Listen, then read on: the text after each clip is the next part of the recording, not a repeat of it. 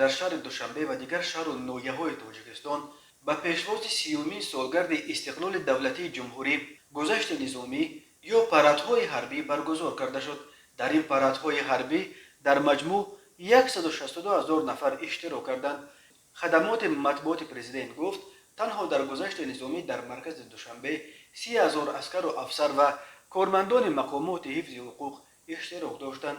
ин бузургтарин гузашти низомӣ дар пойтахти Тоҷикистон аст, чунки ба навиштаи хадамоти матбуоти президент дар парадҳои қаблӣ аз 5 то 15 000 нафар иштирок мекард. дар паради имсола ба шарафи 30-солагии истиқлоли Тоҷикистон аз тӯбҳо 30 маротиба шилик карданд.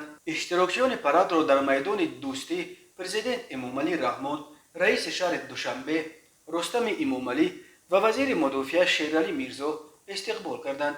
Эмомалӣ Раҳмон дар суханронияш бидуни ишора ба кадом кишвар аз афзоиши хатари терроризму ифротгароӣ дар минтақа ҳушдор дод.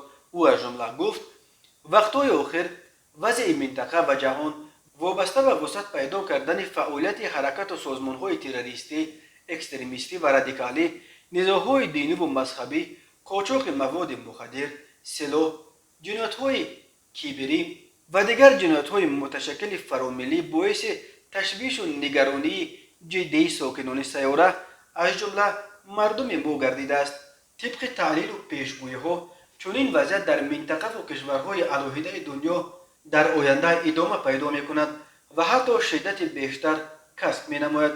дар чунин шароит раҳбарони қувваҳои мусаллаҳ, мақомоти ҳифзи ҳуқуқ ва хусусан қушунҳои сарҳадиро зарур аст ки ҷиҳати таъмини ҳифзи сарҳади давлатӣ, амнияти ҷомеа ва давлат, ҳимояи зиндагии орому осудаи мардум ва дар сатҳи баланд нигоҳ доштани омодабошии ҷангии ҷузу томғо тамоми тадбирҳои заруриро амалӣ намоянд.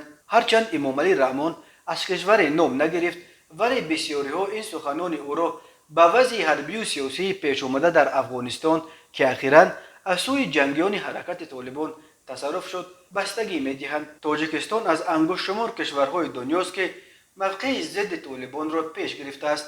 Эмомалӣ Раҳмон қаблан гуфт, Душанбе дар Афғонистон ҳар гуна ҳукуматеро ки дар он тоҷикои Афғонистон ҷойгоҳи шоиста надошта бошанд, нахоҳад пазируфт.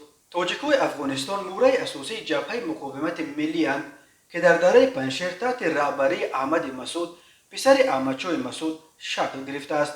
Толибон иддао кард ки Паншерро ишғол кардааст ва бо ҳамин ҷанг дар Афғонистон хотима ёфт, вале Аҳмади Масуд ҳамаро ба қиёми мардумӣ ба зидди Толибон даъват кард ва гуфт, муқовимат шикаст нахӯрдааст ва ӯ ба муборизааш идома медиҳад.